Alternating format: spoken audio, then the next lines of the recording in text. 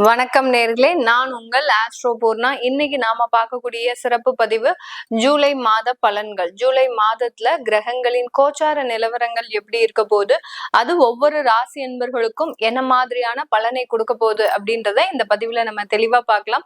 முதல்ல கோச்சார நிலவரப்படி கிரகங்கள் எந்தெந்த அமைப்புல இருக்கு அப்படின்னு பார்க்கும்போது, இந்த மாதத்துல ஜூலை மாதத்துல 13ஆம் தேதி சனி அந்த காலபுருஷனுக்கு 12ஆம் இடத்தில் வக்ர நிலையை அடைகிறார். 12ஆம் இடம்ன்ற அந்த மீன ராசியில சனி பகவான் வக்ர நிலையை அடைகிறார். அடுத்து 17ஆம் தேதி ஜூலை மாதம் சூரியன் ஆகப்பட்டவர் மிதுன ராசியிலிருந்து கடக ராசிக்கு பெயர்ச்சியாகி வர்றார். அடுத்து 18ஆம் தேதி 7வது மாதம், அதாவது 18ஆம் தேதி ஜூலை மாதம் அந்த புதனாகப்பட்டவர் வக்ர நிலைக்கு வருகிறார். 26ஆம் தேதி ஜூலை மாதம் அந்த சூரியனாகப்பட்டவர் ரிஷப ராசியிலிருந்து தன்னுடைய சொந்த வீட்டில இருந்து மிதுன ராசிக்கு பெயர்ச்சியாகி வர்றார். 29ஆம் தேதி ஜூலை அந்த செவ்வாய் ஆகப்பட்டவர் சிம்ம ராசியிலிருந்து கன்னி ராசிக்கு பெயர்ச்சியாகி வர்றார். இந்த மாதிரியான அந்த கிரகங்களின் கோச்சார நிலவரப்படி அமைப்புகளின்படி ஒவ்வொரு ராசி என்பர்களுக்கும் அந்த தற்காலிகமான ஒரு சூழ்நிலை எந்த மாதிரி இருக்க போகுது, இதனால என்னென்ன மாற்றங்கள் இந்த ராசி என்பர்களுக்கு கிடைக்க போகுதுன்றத இந்த பதிவுல தெளிவா பார்க்க போறோம். தனுசு ராசி அன்பர்களுக்கு ஜூலை மாதத்துல நிறைய ஒரு சேஞ்சஸ் கிடைக்கக்கூடிய ஒரு நேரமாக தான் இருக்கும். நீண்ட வருடங்களாக இழந்ததை எல்லாத்தையுமே மீட்டெடுக்கக்கூடிய ஒரு தருணம். இந்த தனுசு ராசி அன்பர்களை பொறுத்த மட்டுக்கும் மகிழ்ச்சியை தான் அதிகமாக இழந்திருக்கிறீங்க. ஒரு 10-12 வருஷத்திற்கு மேலாக ஒரு மகிழ்ச்சின்றதே இல்லை. எப்பமோ ஒரு நாள் சந்தோஷப்பட்டா அதுக்கு மறுநாள் பாத்தீங்கன்னா அவங்களுக்கு பெரிய அளவுல துன்பங்கள் வரும்.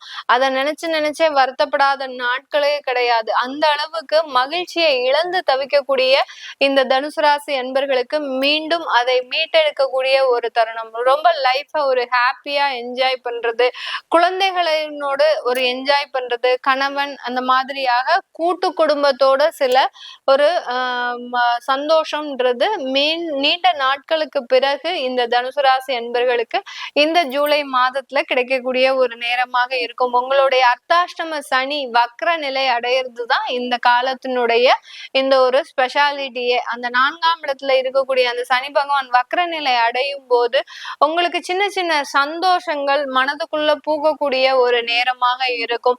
ரொம்ப சுற்றுலா செல்றதுக்கு இந்த மாதம் ரொம்ப ஆசைப்படக்கூடிய ஒரு தருணமாக இருக்கும். வேலைக்கு போகக்கூடிய நபர்களா இருந்தீங்க அப்படின்னா பாத்தீங்கன்னா கிட்டத்தட்ட ஒரு 10 நாள் லீவை போட்டு வீட்லயாவது நம்ம நிம்மதியா இருக்கணும் அப்படின்னு ரொம்ப துணிச்சலோட அந்த லீவ்லாம் எடுத்து லைஃப ஒரு என்ஜாய், எப்பதான் நம்ம வேலைக்கே போயிட்டு இருக்கிறோம், ஒரு என்ஜாய்மெண்ட் இல்ல, வீட்டுல இருக்கக்கூடிய ஒரு குழந்தைகளை கூட கவனிச்சுக்க முடியல அப்படின்ற அளவுக்கு அந்த வேலைக்கு கொஞ்சம் ஒரு ரெஸ்ட், ஒரு வாரம் பிரேக் கொடுத்துட்டு நீங்க அந்த லைஃப ரன் பண்ணக்கூடிய ஒரு நேரமாக தான் இந்த தனுசு ராசி அன்பர்களுக்கு இருக்க போது. இந்த தனுசு ராசி அன்பர்கள் இந்த காலகட்டம் தன்னுடைய கலத்திரம், அதாவது கணவன் மனைவிக்கிடையே இருக்கக்கூடிய ஒரு சுமூகமான உறவு அப்படின்றது ஒரு நல்ல ஒரு பிரதிபலிக்கக்கூடிய ஒரு நேரமாக இருக்கும். ரொம்ப நாளாக பாத்தீங்கன்னா உங்க கணவர் உங்களை பத்தி விசாரிக்க மாட்டாரா, இல்ல உங்க மனைவி உங்களை பத்தி விசாரிக்க மாட்டாங்களா அப்படின்ற ஒரு எதிர்பார்ப்பு அடி மனதுல இருந்துட்டு இருக்கும்.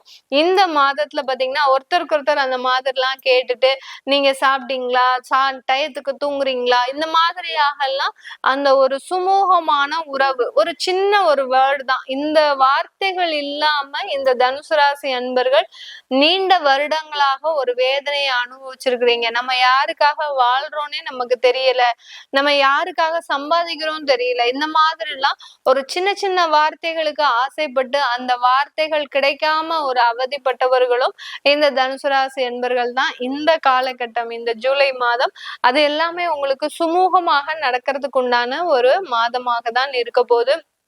உங்களுடைய 8ஆம் இடத்திற்கு அந்த சூரியன் ஆகப்பட்டவர் மாதத்தின் பிற்பகுதியில பயணிக்க போறார். அவர் பாத்தீங்கன்னா உங்களுடைய 9ஆம் இடத்திற்கு சொந்தக்காரர் தான். அதனால தந்தை வழி உறவுகள்ல ஏதாவது ஒரு பாதிப்புகள், அடுத்து பாத்தீங்கன்னா தந்தை வழி சம்பந்தமாக ஏதாவது ஒரு செலவுகள், கூட்டு குடும்பமாக இருக்கும்போது மாமனார்கிட்டயோ இல்ல தேவையில்லாத ஒரு நபர்கள் கிட்ட இருந்தோ ஏதாவது ஒரு சின்ன சின்ன கடும் சொற்கள் உங்களுக்கு வர்றதுக்கு வாய்ப்பு இருக்கு. அது டெம்பரவரி தான், பெரிய அளவுக்கு பாதிப்புகள் கிடையாது. இந்த தனுசு ராசி அன்பர்களுக்கு அவர்களினுடைய ஒரு பெரிய பக்க பலமே பாத்தீங்கன்னா இவர்களினுடைய தந்தை, அடுத்து புகுந்த வீட்டுல இவர்களினுடைய மாமனார், இந்த மாதிரியான 2 ஒரு நபர்கள் மட்டும்தான் இவர்களுக்கு ஒரு பக்க பலமே. ஆனா அவர்கள்கிட்டயே இந்த மாதம் கொஞ்சம் ஒரு டிஸ்ட்ரெஸ் ஆகிறதுக்கு உண்டான ஒரு நேரமாக இருக்கும். ஏதாவது ஒரு தேவையில்லாத ஒரு பேச்சு, ஒரு கடுமையான ஒரு சொற்கள், ஒரு சொல் போருமே இந்த தனுசு ராசி அன்பர்கள் பல வருட வேதனையை அனுபவிக்கிறதுக்கு, அந்த மாதிரியான ஏதாவது ஒரு சொற்கள் இந்த தனுசு ராசி அன்பர்களுக்கு கிடைக்கிறதுக்கு வாய்ப்பு இருக்கு. பெரிய அளவுக்கு பாதிப்புகள் இருக்காது. அது கடந்து போகக்கூடிய ஒரு கால நேரமாக தான் இருக்கும். அடுத்து 9ஆம் இடத்துல இருக்கக்கூடிய செவ்வாய் கேது, அதேதான் செவ்வாய் கேது இங்க 9ஆம் இடத்துல இருக்கிறாரு, 8ஆம் இடத்துல சூரியன் இருக்கிறாரு. அதனால தந்தை வழி உறவுகள்ல உங்களுக்கு சின்ன சின்ன மருத்துவ செலவுகள் அதிகரிக்கக்கூடிய ஒரு நேரமாக இருக்கும். அவங்க யாராவது டிராவல் அவங்களோட பண்ணும்போது ரொம்ப கேர்ஃபுல்லா பண்ணணும். ரொம்ப வயதானவர்களா இருக்கிறாங்க அப்படின்னா டிராவலே பண்ணாதீங்க. பண்ணாம அமைதியா ஒரு இடத்துல இருந்துட்டீங்கன்னாலே போறோம். பெரிய அளவுக்கு ஒரு சேஞ்சஸ் எதுவுமே நடக்காது. இந்த தனுசு ராசி என்பர்களுக்கு இந்த காலகட்டத்துல வெளிநாட்டுல இருக்கக்கூடியவர்களுக்கு வெளிநாடு சம்பந்தப்பட்ட வேற ஒரு வாய்ப்புகள்லாம் கிடைக்கும். நீங்க இப்போ ஒரு இடத்துல ஒரு கண்ட்ரில வேலை பார்த்துட்டு இருக்கிறீங்க அப்படின்னா அப்படியே ஒரு 10 வருஷமா சாலிடா ஒர்க் பண்ணிட்டு இருக்கிறீங்க, வருஷம் போனதே தெரியாது. திடீர்னு இருந்தாப்புல வேற ஒரு இடத்துல இருந்து உங்களுக்கு வாய்ப்புகள் வரும். இல்ல உங்களுக்கே ஒரு மைண்ட் சேஞ்ச் வரும், நம்ம ஏன் வேற இடத்துக்கு மாறக்கூடாது, இதே இடத்துலயே இருக்கிறோமே அப்படின்ற மாதிரியாக எல்லாம் ஒரு சேஞ்சஸ் கிடைக்கக்கூடிய ஒரு நேரமாக தான் இந்த தனுசு ராசி அன்பர்களுக்கு இந்த ஜூலை மாதத்துல வெளிநாட்டுல இருக்கக்கூடியவர்களுக்கு நடக்க போகுது.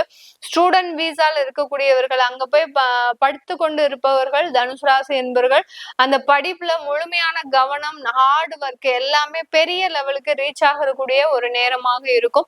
இந்த ஹார்ட் ஒர்க், முழுமையான ஒரு முயற்சிகள் எல்லாமே உங்களை அடுத்த கட்ட வளர்ச்சிக்கு நகரக்கூடிய ஒரு நேரமாக இருக்கும். மெரிட் ஸ்காலர்ஷிப்லாம் உங்களுக்கு இப்போ அப்ரூவல் ஆகிறதுக்கு உண்டான ஒரு நேரம். எத்தனையோ மாதங்களாக நீங்க வெயிட் பண்ணிட்டு இருந்திருப்பீங்க. இப்போ அந்த வெளிநாட்டுல உங்களுக்கு உண்டான மெரிட், ஸ்காலர்ஷிப் அமௌண்ட் எல்லாமே அலாட் பண்றதுக்கு உண்டான ஒரு நேரமாக இருக்க போகுது இந்த தனுசு ராசி அன்பர்களுக்கு.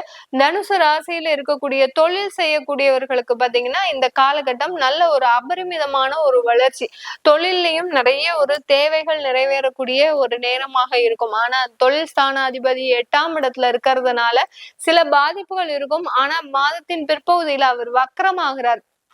வக்ரமாக இருக்கும்போது ஒரு டிஃப்ரெண்டா யோசிப்பீங்க. யாரும் யோசிக்காத மாதிரி இந்த தனுசு ராசியில இருக்கக்கூடிய தொழில் செய்யக்கூடியவர்கள் மாற்றி யோசிச்சு அதுல ஒரு சின்ன முன்னேற்றத்தை அடையிறதுக்கு உண்டான ஒரு நேரமாக தான் இருக்க போகுது. இது எல்லாமே நம்ம கோச்சார நிலவரப்படி பலன்களை கணிச்சு சொல்லியிருக்கிறோம்.